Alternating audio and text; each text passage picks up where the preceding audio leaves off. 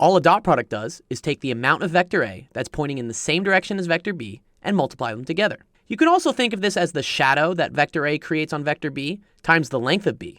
A good way to start is by breaking up vector A into two components, where the amount of vector A that points in the same direction as vector B is what we call A parallel. Now to find A parallel, this is pretty easy because we've created a right triangle, where A parallel is just the adjacent side, and the hypotenuse is the length of A, or what we like to call the magnitude of A. If we remember from SOHCAHTOA, the cosine of an angle is equal to the adjacent over the hypotenuse, which we can rearrange to get that the adjacent is equal to the hypotenuse times the cosine of theta. Plugging in the magnitude of A for the hypotenuse and theta for the angle in between the two vectors, we get A parallel equals A cosine theta. If we now multiply A parallel by the length of vector B and do some rearranging, we can see that we get the same classic equation for a dot product, which is the magnitude of A times the magnitude of B times the cosine of theta.